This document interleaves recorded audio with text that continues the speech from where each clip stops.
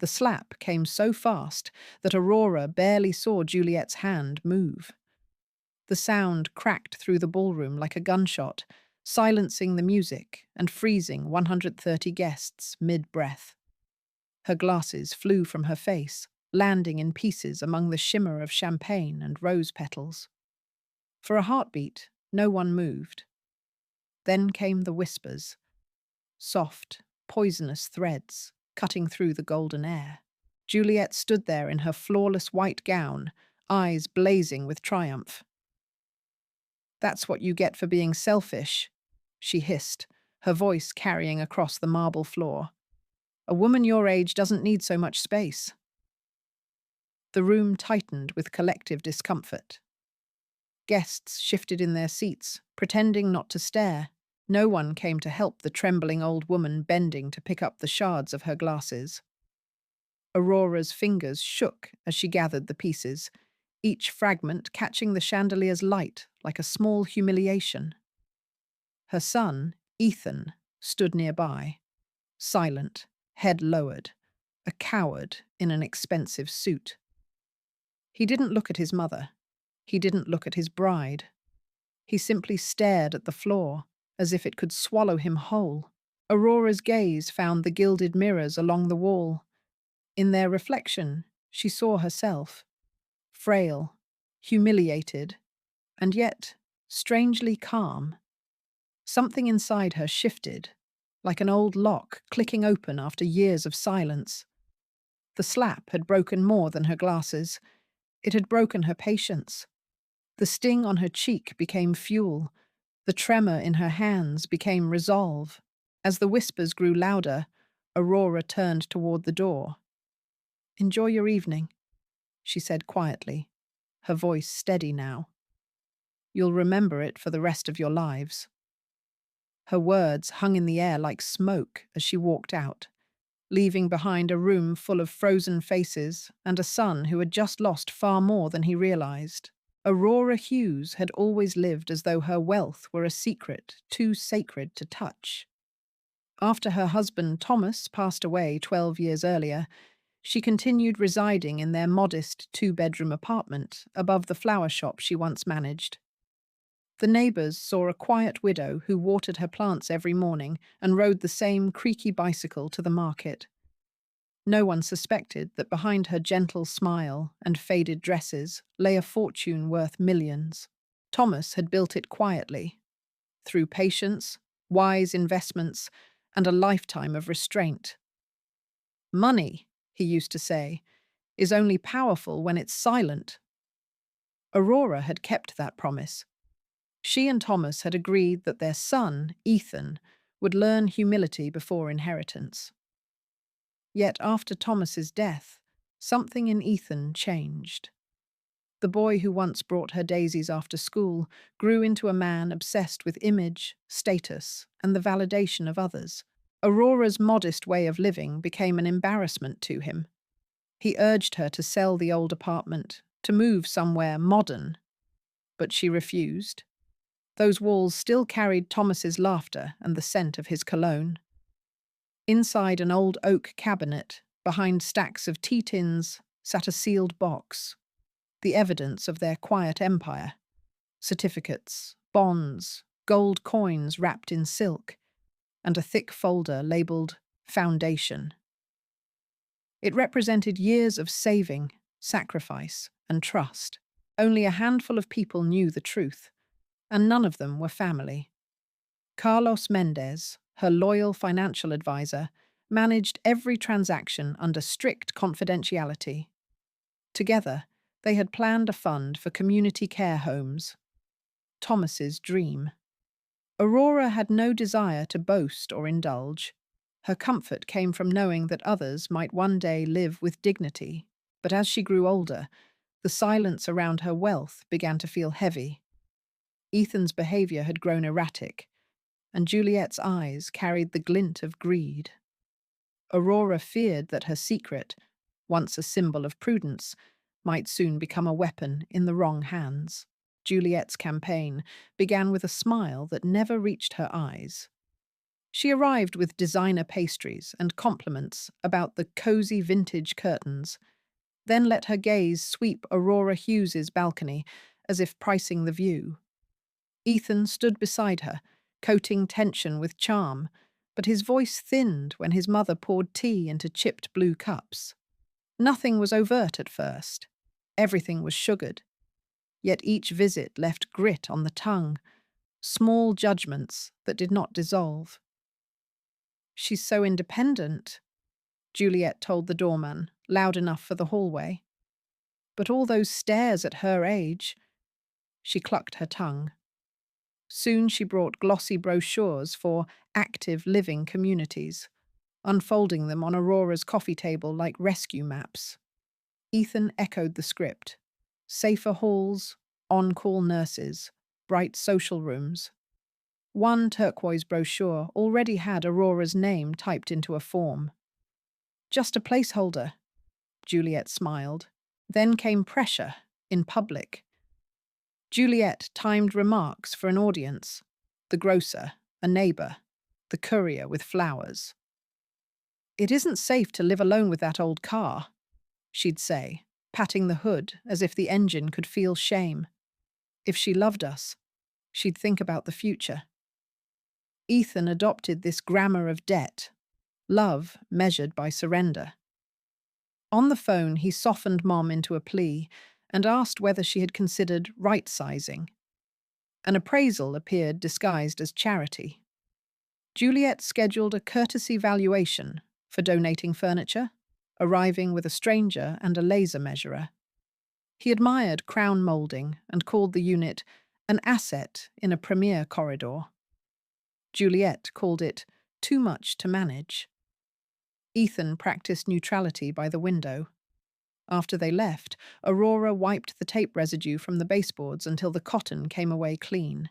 3 weeks later, Juliet unveiled a spreadsheet at dinner. Columns, tabs, conservative projections. "If we sell at a fair price and place the proceeds in an annuity," she said, "you'll have guaranteed income. We'll house sit to keep it in the family." Family landed like a stamp on a forged letter. Ethan nodded along, eyes flicking to his mother for the yes he both feared and expected. Then Juliet slid over a temporary power of attorney form for emergencies. "The emergency," Aurora replied, "seems to be your urgency." Her voice stayed soft, but the syllables carried weight. War by teaspoon followed. Juliet sent midnight links about fall risks and crime rates. She hinted the elevator shuddered. Ethan tried tenderness, like a borrowed coat. "We only want what's best." The phrase began to taste like chalk. Boxes appeared to help declutter. She lifted frames to dust underneath, holding some a second too long, measuring the past for resale. Ethan arranged tour slots on a shared calendar titled Transition Tasks. One afternoon, Aurora stepped into the hallway and heard Juliet through the open vent. "Yes, Mom. The unit is perfect. Views, light. Old lady doesn't use half of it. If we press the safety angle and get a doctor's note, she'll fold. Worst case, Ethan files the petition. Judges love only children." Aurora did not cough. She returned to the kettle, wrote down the time and the phrasing, and underlined it twice. Ethan's complicity was quiet, built of omissions. He avoided the balcony where he used to grill corn with Thomas. He praised Juliet for caring so much, then stared at his shoes when she called his mother stubborn in front of the caterer. He copied keys for insurance, he said, and did not meet Aurora's eyes. He had learned that silence could function like consent. A check-in arrived with a stranger who called herself a physician's assistant. Her questions sounded like statements. "You must misplace bills. Stairs can be confusing." Aurora answered precisely. Dates, sums, the exact route to the Tuesday market.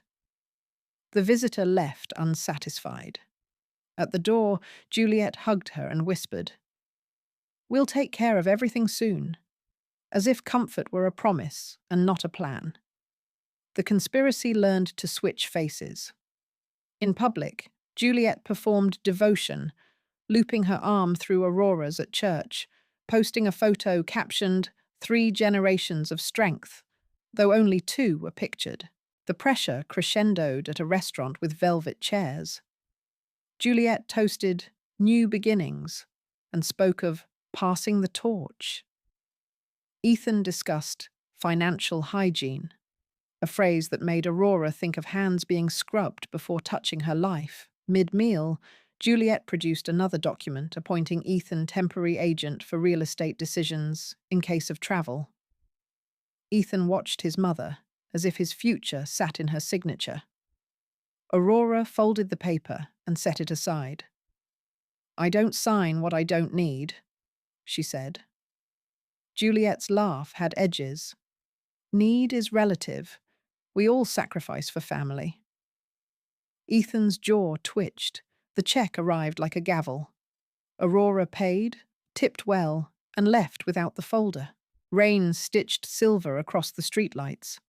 On the sidewalk, she called Carlos Mendez and, without preamble, asked him to meet the following week and bring a witness.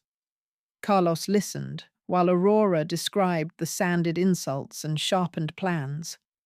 He asked calm questions, then built a list. Copies of correspondence, logs of visits, names of neighbors, photographs of anything disturbed. "Assume escalation," he said. "Charm becomes pressure. Pressure becomes paperwork. Paperwork becomes petitions."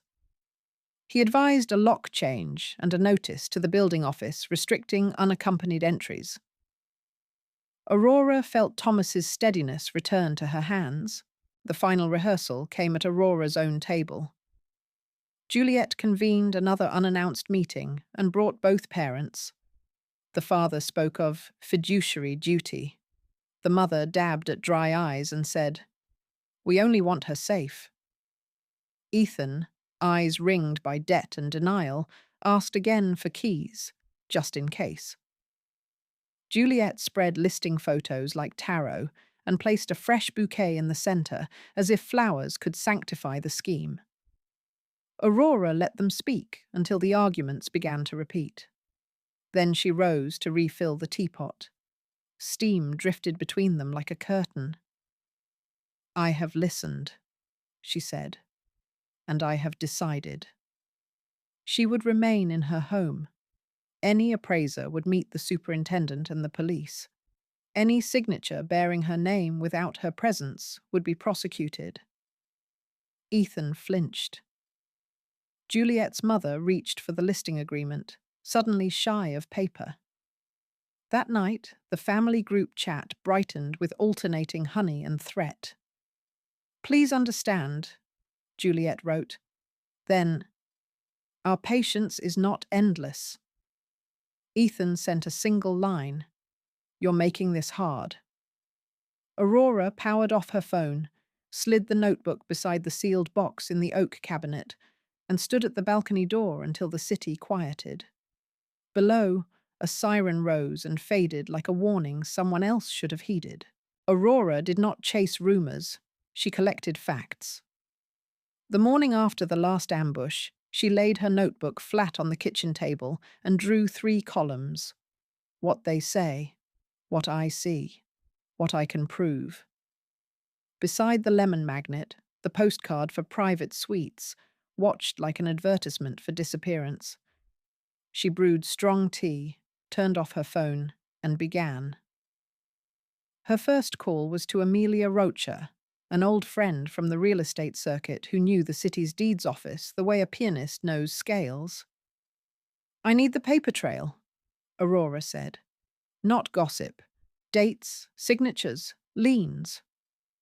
Amelia's reply was immediate. "Bring me names and addresses. I'll bring you the rest." By noon, Amelia had texted a list of things to check: registry abstracts, uniform mortgage filings, any recorded notices of default. "Assume they borrowed against appearances," she wrote. "People in costume tend to finance the costume." Carlos Mendez set up a quiet meeting after hours in his office. The rain ticked the window like a metronome. "Tell me everything from the first brochure," he said, uncapping his pen. Aurora spoke cleanly, the way she once called out flowers for delivery. Date, time, the exact phrasing about judges loving only children. Carlos asked for the phone Juliet had used to send links. "Screenshots," he said. "Timestamps. If anyone claims concern, we'll show coercion dressed as care." Amelia called the next afternoon with the first brick. "There's a 3-month arrears notice on the apartment Ethan and Juliet rent," she said. "Filed last week. The landlord has served a demand to cure within 10 days. Her voice softened. "They're not just careless, Aurora. They're underwater." Another search revealed 2 auto loans, with payments more than 60% of Ethan's reported monthly income. The credit card lines were swollen with cash advances. "You can always tell when people are paying debt with debt," Amelia added. "It leaves a trail like cologne." Carlos layered on numbers. "Credit utilization at 98%, he said, sliding a printout across the desk. One card closed by issuer. A personal loan open to pay for event services, likely the wedding. Amelia's second call arrived with the bluntness of a gavel. "They've been shopping your apartment, Aurora," she said. "An agent from Bell and Pike logged a comparative market analysis with your address in the notes. It's marked prospective family transfer. Elder relocating to care. No listing agreement, just a whisper sheet." Aurora imagined her view reduced to bullet points. South-facing, crown moulding, cooperative board lenient with pets. She wrote whisper listing and underlined it twice. Carlos uncovered something worse. "Preliminary consultations with 2 firms specializing in guardianship petitions," he said. "The intake summaries suggest concerns about cognitive decline. No medical sources cited." Together they built a counterfile. Carlos drafted a capacity statement template for Aurora's physician to complete, noting her medication list, none. Financial tasks she managed personally, many.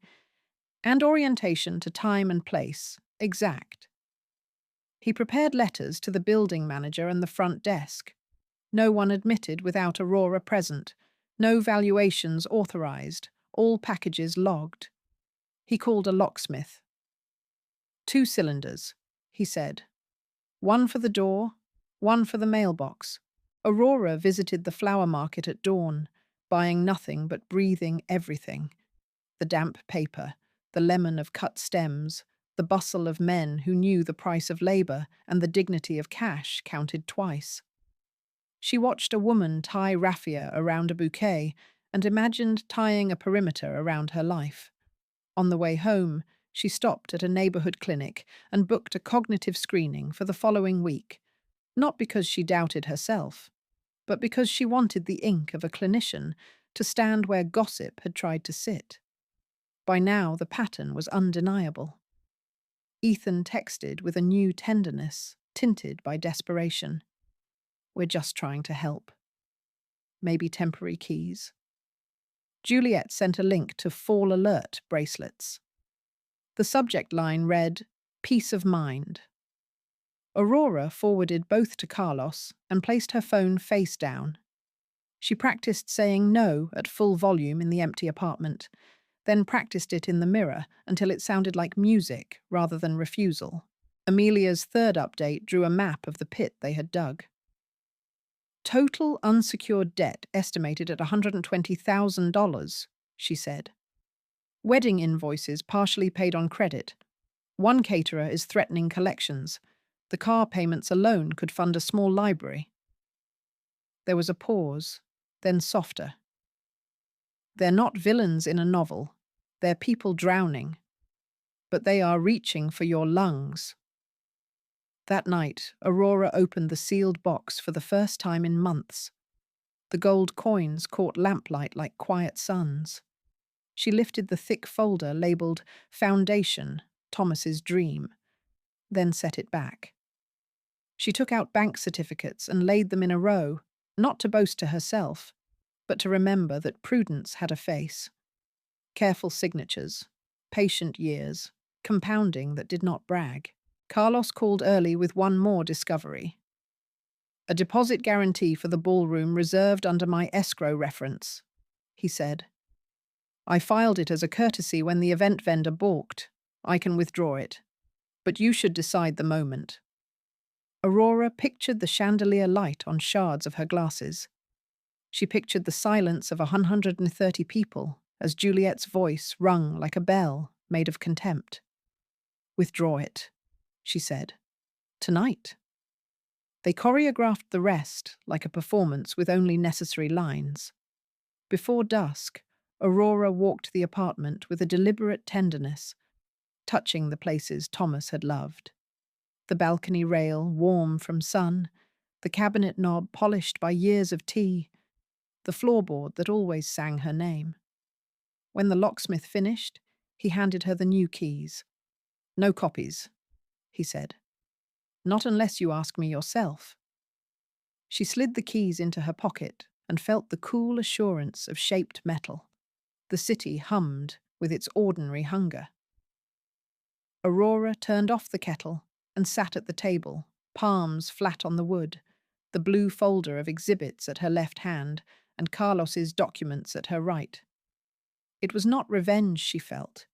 It was clarity. The conspiracy was no longer a mist of insinuations. It had addresses, balances, and dates. It had proof, and proof, held firmly, was the kind of light that even the best curtains couldn't keep out. The city's hum blurred into a steady pulse as Aurora stared at the documents stacked before her. The sealed box now lay open like a confession. She had spent days gathering proof, each sheet a quiet indictment of trust betrayed. At last, she picked up the phone. "Carlos," she said, her voice calm. "It's time." He didn't need explanation. "You're ready to move forward?" "Yes. I want every transfer frozen, every account locked, and a witness when we deliver the notice. They've played long enough." Her reflection in the dark window looked almost unfamiliar. Older, yes, but brighter somehow. She thought of Thomas and the vow they had made. Silence until truth is necessary. The truth was necessary now. As she ended the call, Aurora felt no tremor of fear. Only the pulse of decision, sharp and alive.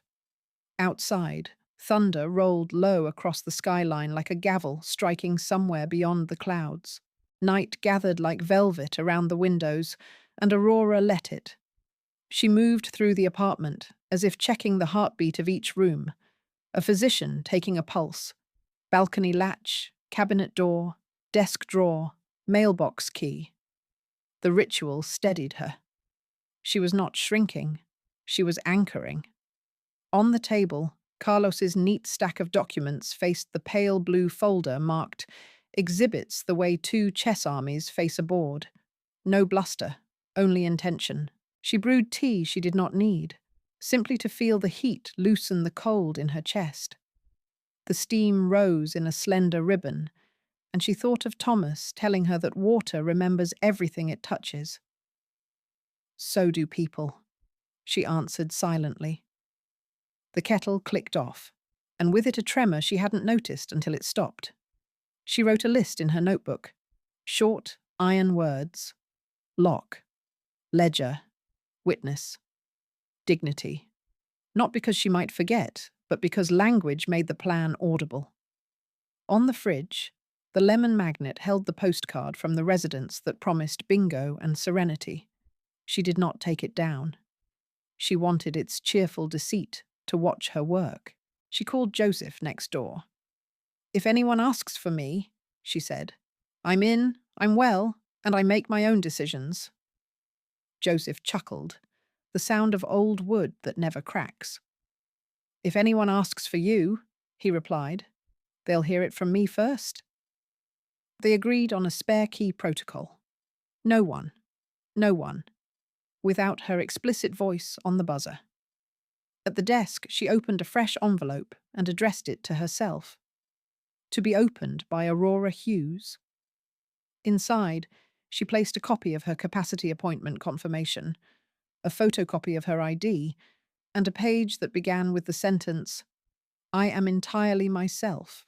She laid out her clothes for tomorrow, the steady cardigan, the skirt that did not ask for compliments, shoes that could wait quietly in any hallway. She placed her glasses in their case, then placed the case beside the documents like a small declaration that seeing clearly is a chosen act. When the phone chimed, she let it ring. Another message from Ethan, pliant as wet paper. Another link from Juliet, this one about the dangers of rugs. She read nothing, but she did not block them. She wanted the log to grow like ivy, obvious, impatient, impossible to pretend away. Morning arrived with the ordinary bravado of birds. Aurora practiced her voice, speaking to the empty room the way performers warm the instrument. "I will not sign. Please leave. Call Carlos. Officer, I did not authorize entry." Each sentence sat correctly in her mouth. No wobble, no apology. She walked the hallway to the elevator and back, a small pilgrimage. Passing the vent that had once carried Juliet's rehearsal of conquest, Aurora paused and laid her palm against the grate. "I heard you," she said softly, not to the metal, but to the memory of the words. Then she smiled, a private, precise smile, and kept walking. By mid-morning, she had drafted a note to the building manager reaffirming access rules, then printed 2 copies and taped one inside her door at eye level. She arranged the tabletop like a command post. Pen, stamps, witnessing instructions, her physician's fax number, Carlos's card. She sharpened a pencil and wrote the date in the top corner of her notebook in block letters. Days deserved to be named clearly. She ate a simple lunch at the balcony rail, bread, cheese, an apple, and watched clouds build like stages setting for thunder. In the courtyard below, a child chalked blue squares and then hopped them alone, counting softly. Aurora counted too. Assets, letters, proofs, breaths. Afternoon thinned to amber. She folded the kitchen towel along its seams and hung it straight. She watered the basil and pinched a leaf to release its honesty. She checked the locks again, not out of fear, but to feel the finality settle into the metal. When the hour matched her plan, she sat, spined and unshaking, and placed her hands on the table. Right hand on the stack that protects her, left hand on the file that proves her. Between them was the space her life would pass through, narrow enough to focus, wide enough to breathe. She inhaled, held, released. The air tasted clean. Whatever came next, she would meet it with shape, not heat. The music faltered when Aurora stepped back into the ballroom, and then it stopped completely when Carlos Mendez followed, leather brief under his arm like a verdict. Crystal chandeliers scattered light across satin and sequins. Waiters paused mid-pour. A photographer lowered his camera. The dance floor, newly waxed for romance, gleamed like a witness stand. Juliet turned first, bouquet lifted like a scepter. "What are you doing here?" she snapped, smile hardening into enamel. Ethan hovered at her shoulder, tie slightly skewed, the bravery drained from his face. Around them, guests went still in the sweet heat of spectacle. You could almost hear the air conditioning hum decide to keep its distance. "Ladies and gentlemen," Carlos said, voice clear, professional, and not unkind, "forgive the interruption. I represent Mrs. Aurora Hughes in urgent legal and financial matters that directly concern the parties of this celebration." He did not raise his voice. The room bent toward it anyway. Carlos opened his brief. First, he read, notice of immediate suspension of all recurring transfers from the Hughes Family Trust to the personal accounts of Mr. Ethan Hughes. He handed Ethan a copy, then Juliet. Second, revocation of the silent guarantee on the tenant's lease at 414 Brook Row, effective upon notice to the landlord at 9 a.m. tomorrow. Juliet's jaw twitched. What guarantee? Ethan's mouth worked around a word that did not emerge. He recognized the clause. He had just never expected to meet it under chandeliers. Third, Carlos continued, withdrawal of escrowed funds that were conditionally guaranteeing tonight's venue and services. The manager has already been notified that the guarantor is not obligated to subsidize the abuse of said guarantor. Aurora lifted her chin a fraction. I paid for kindness. I will not pay for contempt. The manager, Mr. Martinez, materialized with sympathetic gravity. We will, of course, allow a reasonable window for alternative payment, he announced to the room. But services continue only with a valid method on file. Please enjoy the cake while the couple confers. Juliet wheeled on Ethan. Fix it. He looked everywhere except at his mother. The polished floor, the flowers, the exit sign that suddenly seemed to pulse. Mom, he tried, voice small. Maybe we could talk outside.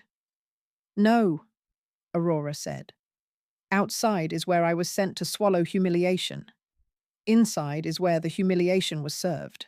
Juliet's cheeks blazed. You can't. I just did, Carlos said evenly. Aurora lifted her chin a fraction. I paid for kindness. I will not pay for contempt. The manager, Mr. Martinez, materialized with sympathetic gravity. We will, of course, allow a reasonable window for alternative payment, he announced to the room. But services continue only with a valid method on file. Please enjoy the cake while the couple confers. Juliet wheeled on Ethan. Fix it. He looked everywhere, except at his mother. The polished floor, the flowers, the exit sign that suddenly seemed to pulse. Mom, he tried, voice small. Maybe we could talk outside? No, Aurora said. Outside is where I was sent to swallow humiliation. Inside is where the humiliation was served. Carlos placed the next document in her hand. She read, without tremor. Addendum to Will and Testament of Aurora Hughes. All property and liquid assets previously allocated to my son are redirected to charitable foundations that defend seniors from familial exploitation. I will not finance my own erasure. She folded the page and returned it to Carlos. Ethan's shoulders caved as if the paper weighed more than a life. Mom? Not Mom, Juliet hissed. Not if she's doing this. Mrs. Hughes, a woman near the cake called gently, the kind of guest who mothers the room. Are you sure this is necessary? I am, Aurora said, and it surprised her how much the answer felt like air in the lungs. Juliet's parents, Evelyn and Harold, intervene. Evelyn rises with polished concern. We are all simply concerned for your safety, she said. You've had lapses. Aurora calmly lifts her glasses. I secured a cognitive screening before you even thought to say lapse, she replies. I passed tests. Do you pass mirrors? The guests gasp. A few applaud softly. Evelyn stiffens. Harold frowns in helpless calculation. Juliet steps backward, her bouquet wilting like a verdict rendered. The illusion of power dissolves in front of everyone. Aurora lifted the microphone from its stand. The cable made a small snake across the floor. Thank you for witnessing, she said to the room. If anyone recorded the slap, keep it. One day someone will tell you humiliation is subjective. Footage loves accuracy. A ripple of rueful laughter ran out and dissolved. She set the microphone down and turned to go. Aurora and Carlos walk out of the ballroom into gentle rain. The city's reflections shimmer in puddles. Her new keys rest in her palm like a promise. "It's only water," she says. "It remembers everything it touches." Carlos walks beside her, silent respect in his eyes. Behind them, the ballroom's glow fades as the door closes. Aurora crosses the street, shoes tapping on wet pavement, measured, unhurried, free. The music returned as a harmless hum, a melody with its courage removed. What had been a ballroom now looked like a set dismantling itself. Florists gathering stray stems, a violinist loosening a bow, servers rolling tables like lifeboats toward the service corridor. Conversations splintered into careful tones, the way people talk when the script has burned and no one wants to admit they kept a copy. Ethan stood in the middle of it all with the posture of a man who has finally met the bill for an old feast. The paper in his hand didn't shake anymore.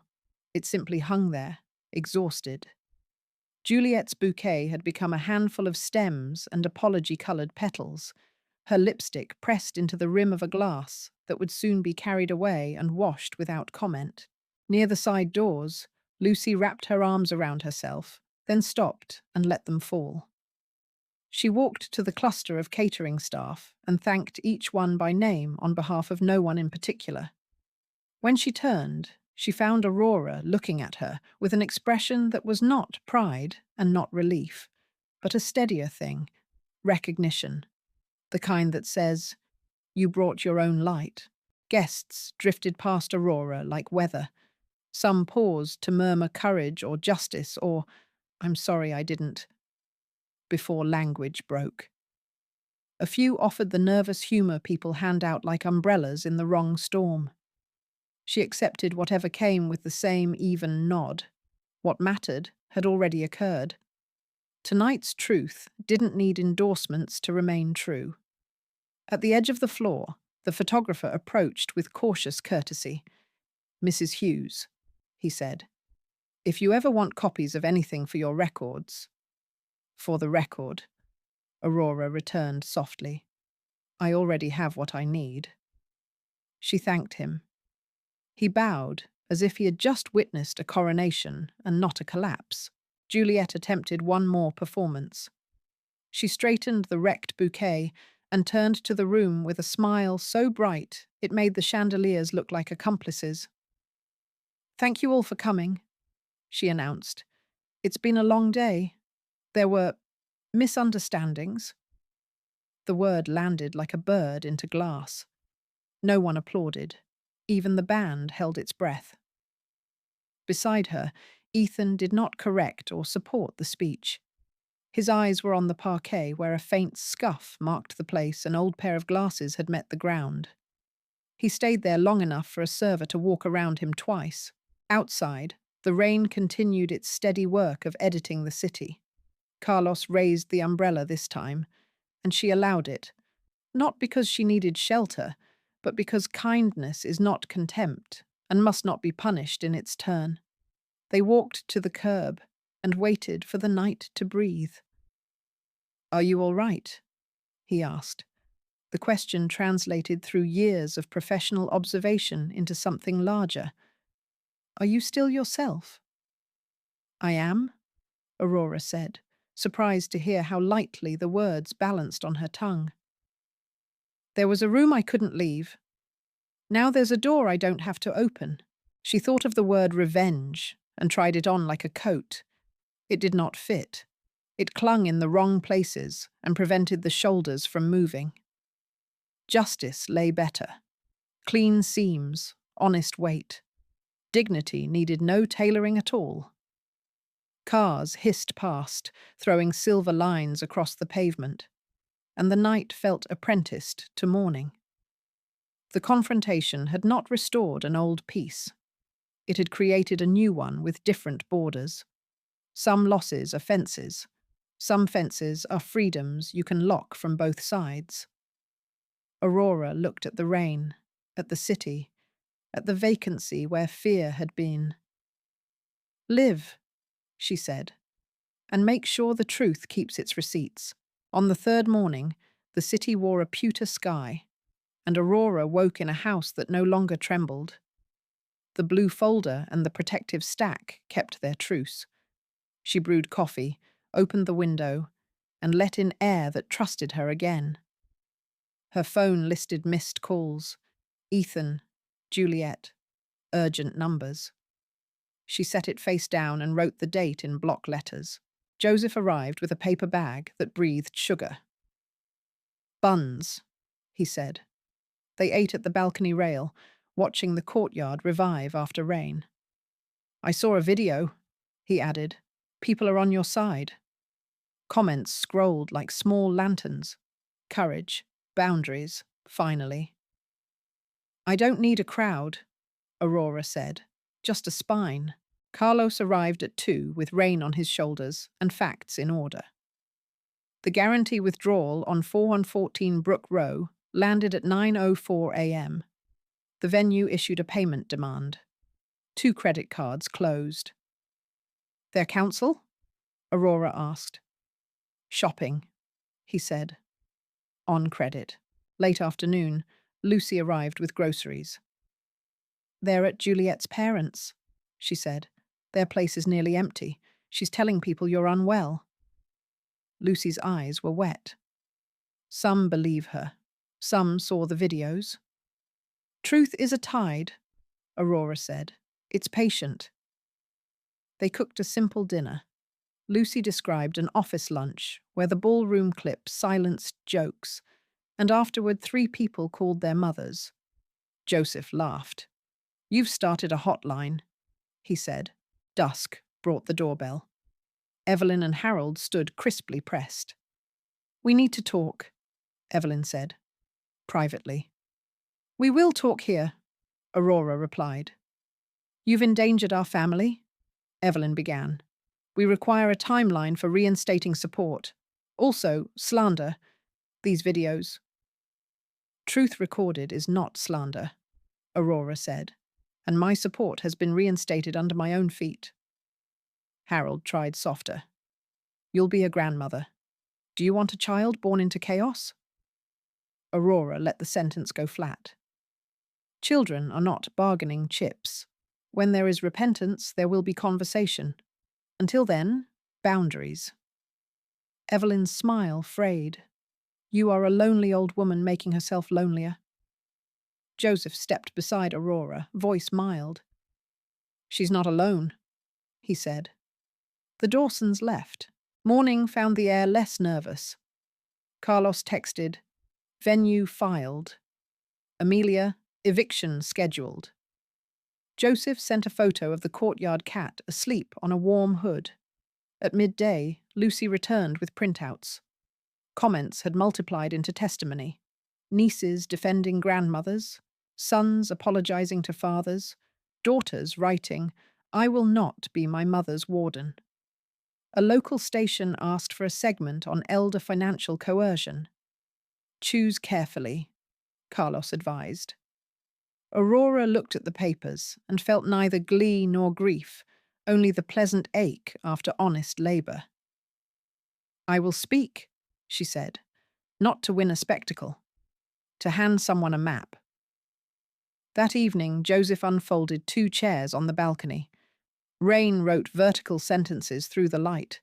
A lock clicked behind a newly empty door. A young man stared at a line he could cross only by becoming someone else. Aurora lifted her cup.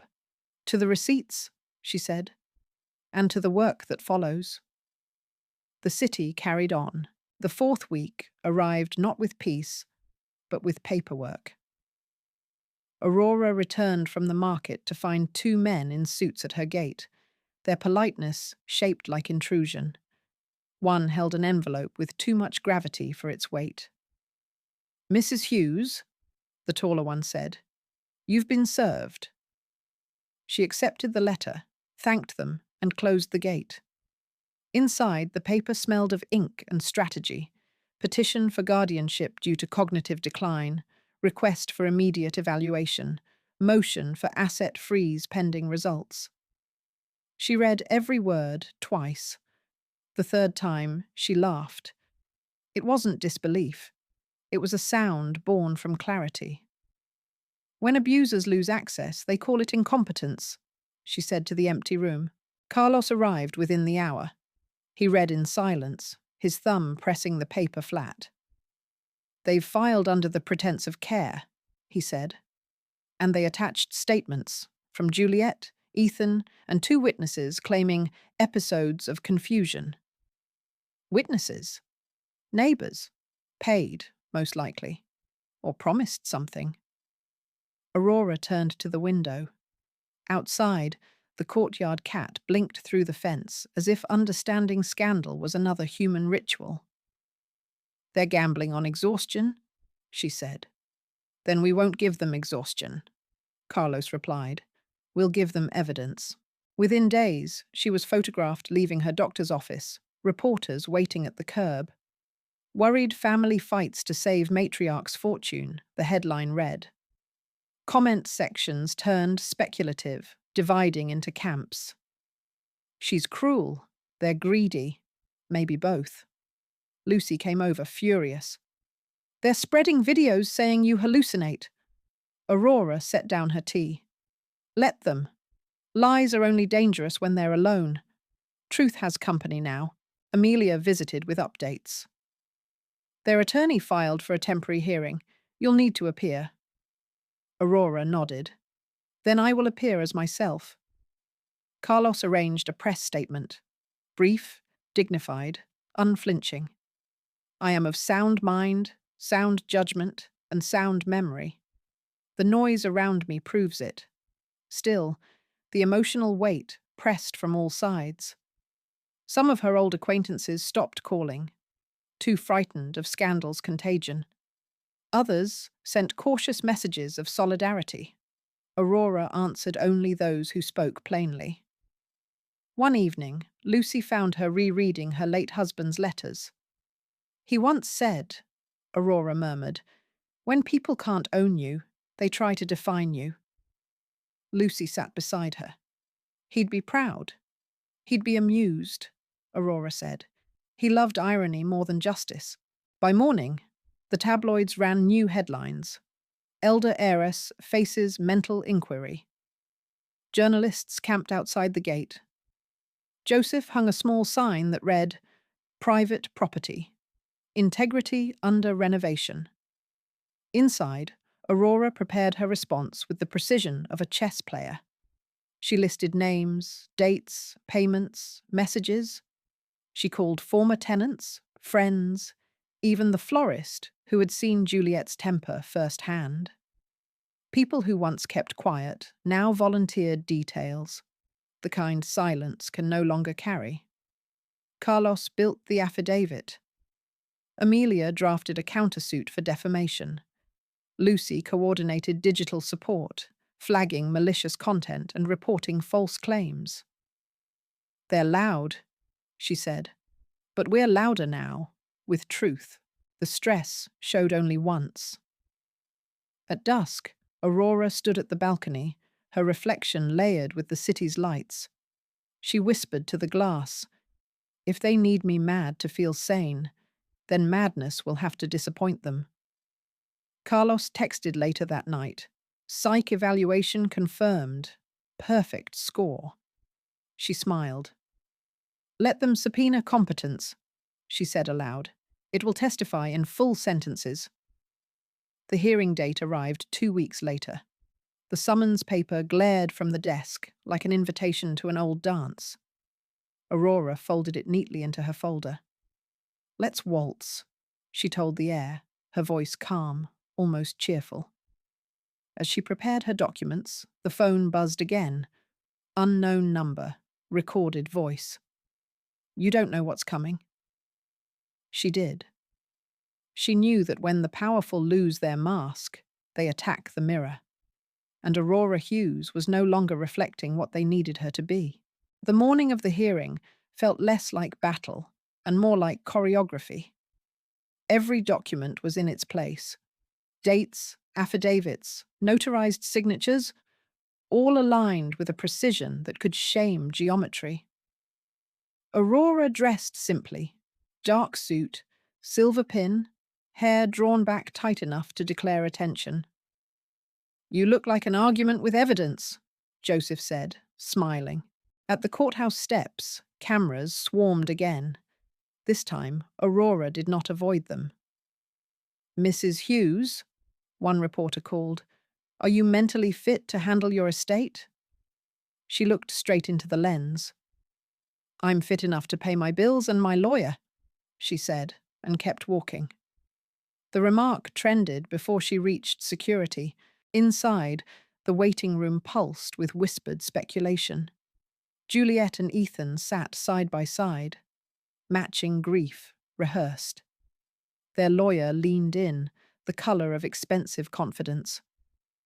Juliet's hand trembled for the cameras, but not for conscience. Aurora watched her, the way one studies a painting already appraised. Nothing left to add. Carlos leaned toward her. "We don't win with noise," he said. "We win with sequence." When the judge entered, silence folded the room. Aurora's counsel spoke first, methodical as rainfall. They presented video evidence, banking records, certified evaluations, and witness statements. The florist, the building manager, even a neighbour testified, each story snapping into place like puzzle corners. Then came Juliet's turn. Her lawyer began smoothly, voice polished with empathy. "Our concern is for Mrs. Hughes's well-being," he said, given recent erratic choices and the emotional distress evident in her viral behaviour. Aurora lifted her chin. "I was slapped," she said evenly. "If composure during assault is erratic, then I plead guilty to composure." The courtroom murmured. The judge's pen paused mid-air. Ethan's statement followed.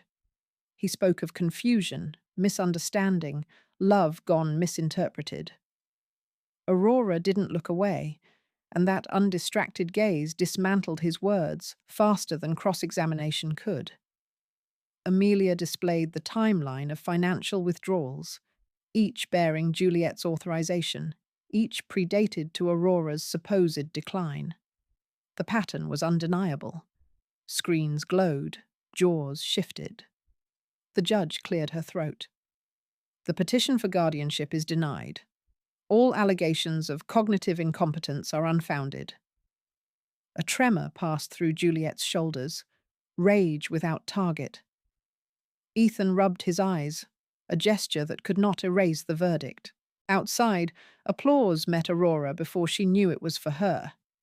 Strangers she had never met reached out with messages, handshakes, phones, filming triumph as justice rediscovered its manners. Carlos guided her toward the steps. "It's over," he said. "It's recorded," Aurora corrected. "That's better." By nightfall, clips of the hearing circled the internet. Her phrase about composure turned into headlines and hashtags.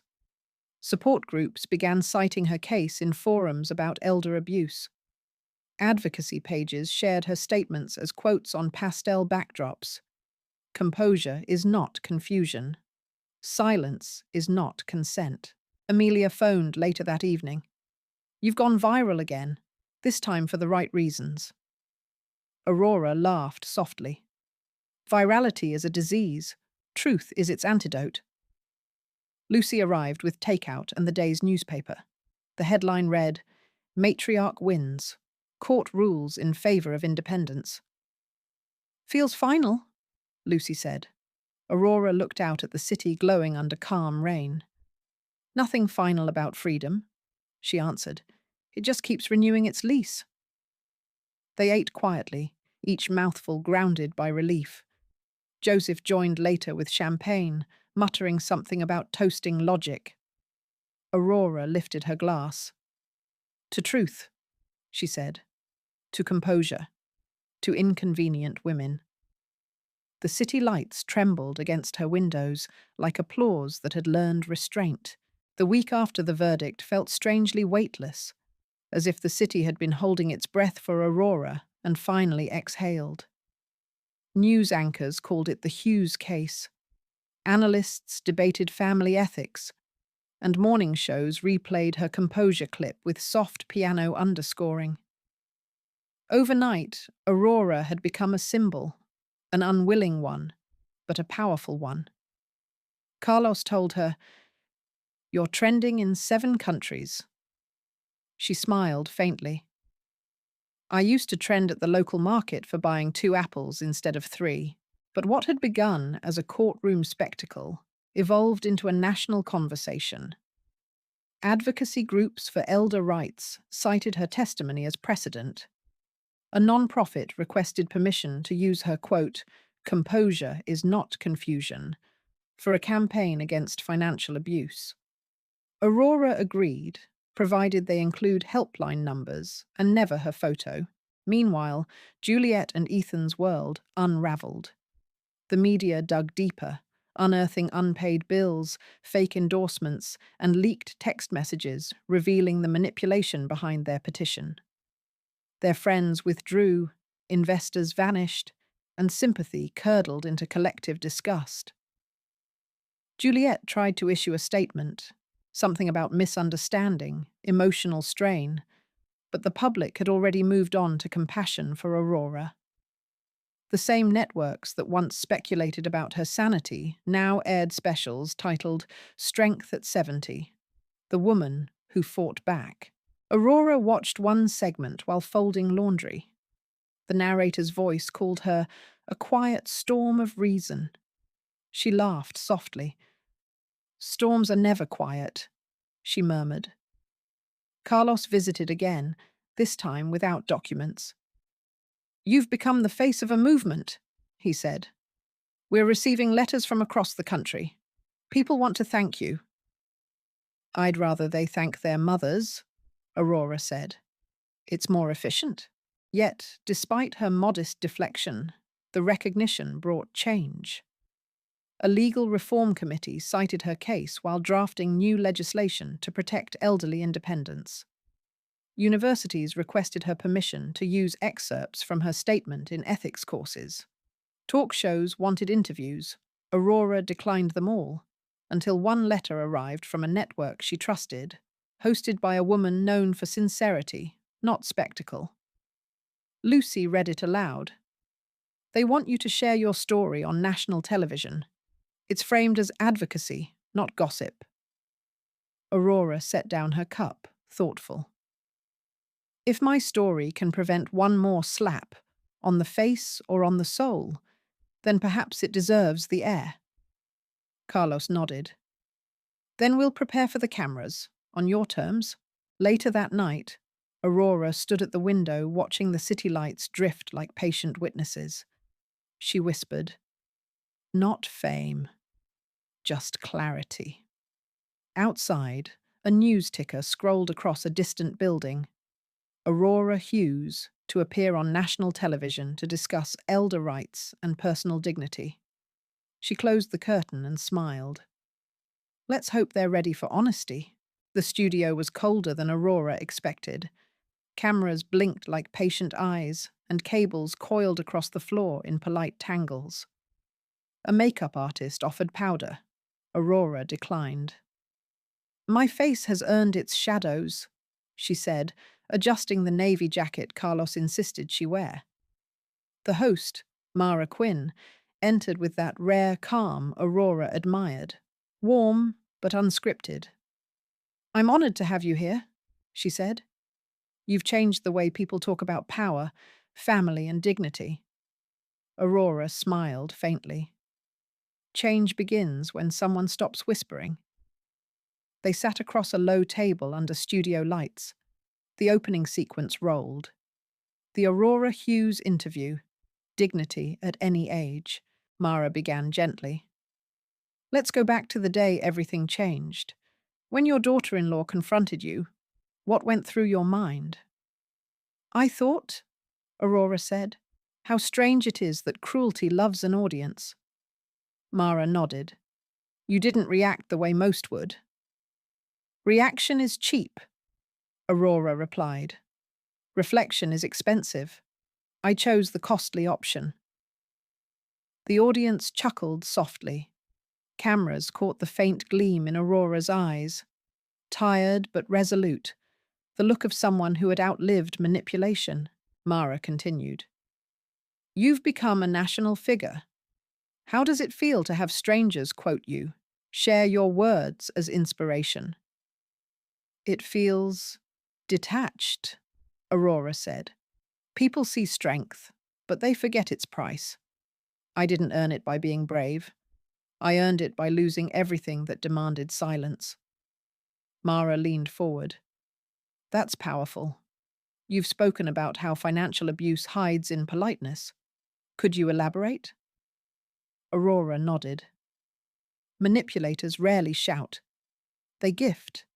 They flatter. They remind you of your age and call it concern. It's a slow suffocation dressed as care. By the time you notice, you've signed away more than money. You've signed away permission to exist loudly. The control room fell quiet. Mara's voice softened. And yet, you fought back. You didn't just survive. You changed laws. How do you want people to remember this chapter of your life? I don't, Aurora said. I'd rather they remember themselves. If one woman somewhere realizes she can say no without apology, that's my legacy. Mara paused. You once said, composure is not confusion. What does composure mean to you now? Aurora thought for a long moment. It's not silence. It's precision. It's the art of speaking so clearly that even cruelty must stop to listen. Applause rose from the small studio audience. During a break, Lucy entered with water and a handwritten note from viewers watching live online. Thousands of messages flooding the network feed. Thank you, Aurora. My grandmother left her nursing home after watching you. You made me call my mother today. When they resumed, Mara addressed the camera. We've received over 20,000 comments during this broadcast. Mrs. Hughes, your story has ignited a movement. Aurora smiled modestly. Then perhaps the match was worth striking. Carlos, sitting behind the cameras, exhaled quietly. He'd seen her fight from silence to testimony. Now she was teaching the nation to listen. Mara asked, before we close, what would you tell families who are struggling with control, guilt, or boundaries? Aurora's tone softened, but carried steel underneath. Respect isn't inherited, it's practiced. Love without respect is ownership. If you love someone, let them choose, even if they choose not to love you back. A stillness filled the room that no director could cue. After the credits rolled, Mara hugged her. You didn't just tell a story, she whispered. You taught a language. Outside the studio, a light rain had begun. Reporters waited, but Aurora ignored the microphones. Lucy walked beside her under an umbrella. Do you think this changes anything? Lucy asked. Aurora smiled. Not everything, but someone, somewhere, will sleep easier tonight. That's enough. The next morning, her interview dominated every social platform. Clips of her voice circulated with captions. Dignity is not defiance. Freedom doesn't retire. Love without respect is ownership. By noon, advocacy centres reported surges in calls and volunteers. Legislators cited her words in hearings. Even schools began adopting her segment into ethics discussions.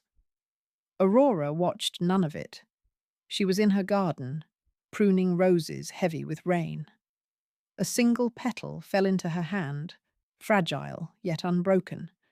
She smiled and whispered, now, let's grow something useful from all this noise. The following week, the network re-aired the interview during prime time. It was introduced as the message that moved a nation. But this time, it wasn't Mara who spoke. It was Aurora. She had agreed to record a short follow-up, standing alone before the camera. No host, no audience, no studio applause, just a quiet stage, a single chair, and her voice. Aurora faced the lens as if it were an old friend who had finally earned her trust. "I was asked to deliver one last message," she began. "Not to the country, not to strangers, but to someone I once called my son." Her eyes softened, the silence in the studio growing sacred. "Ethan, I forgive you, not because you asked for it, but because I refuse to carry your cruelty any further. Forgiveness is not an open door, it's a clean floor to walk away on." She paused, steadying herself. Love is meant to build, not bind. When love demands silence, it has stopped being love. It's become ownership. And when a parent gives everything, it should not be mistaken for weakness. It's grace.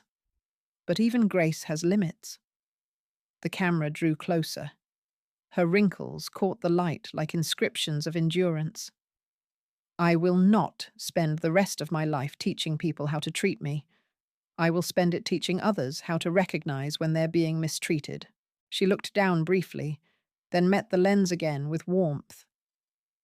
"To anyone watching, especially those who think they're too old, too small, too late, you are none of those things. Your worth does not shrink with age, and your voice does not fade because someone refused to listen."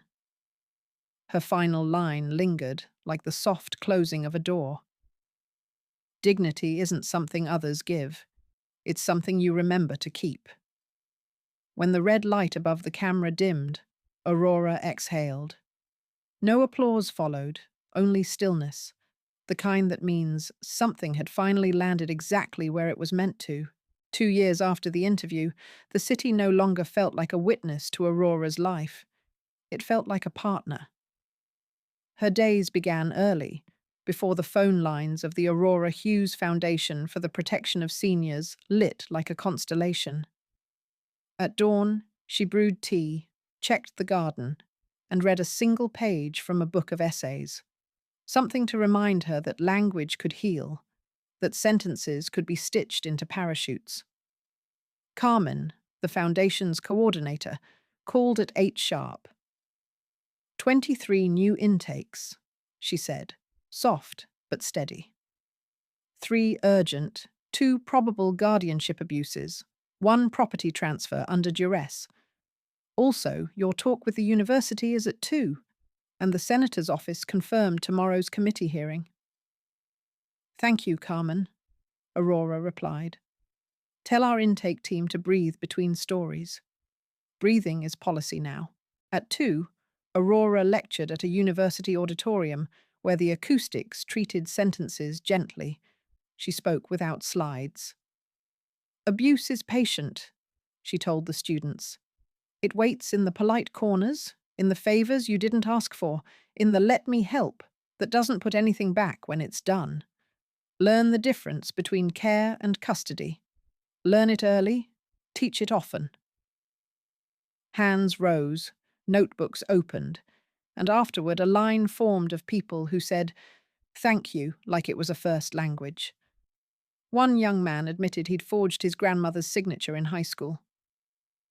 "I returned the money," he said, eyes trembling, "but I never apologized."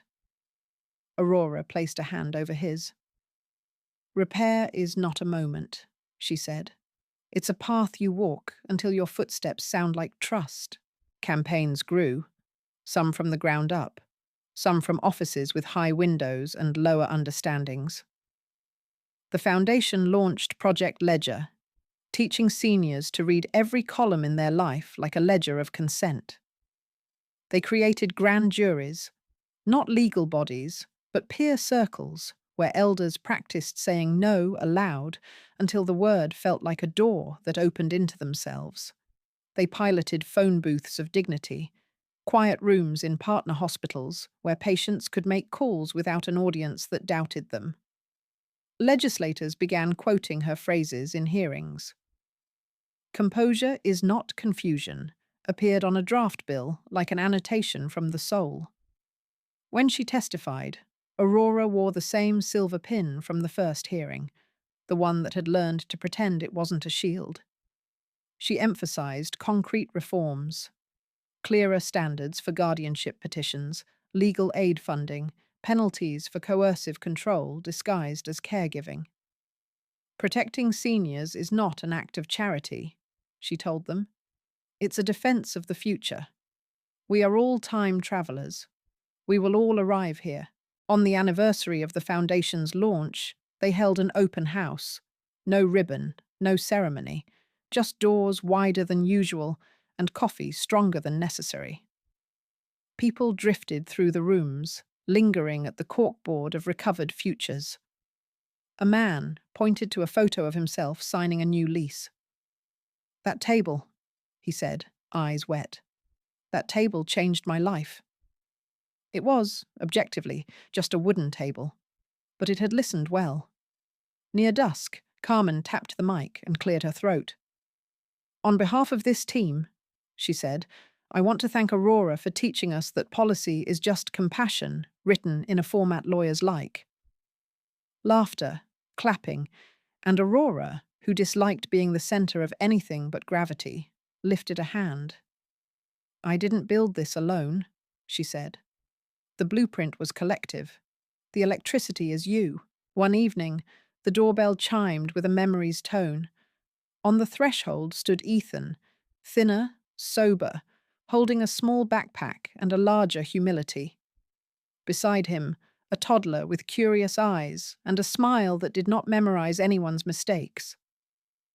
"Oliver," Ethan said, voice careful, "this is your grandmother." The floor seemed to tilt without moving. Aurora crouched to the child's height. "I'm Aurora," she said. "People you love can call you whatever you like. Would you like some lemonade?" He nodded with solemn ceremony. In the kitchen, she poured 3 glasses and placed a bowl of raspberries between them like a treaty. They spoke briefly, not of history, but of habits. Ethan didn't ask for money. He asked for a list of books. "I don't know how to teach him what I didn't learn," he admitted. "Start with presence," Aurora said. "Presence is a syllabus." When they left, Oliver waved in the precise way of children who believe gestures matter.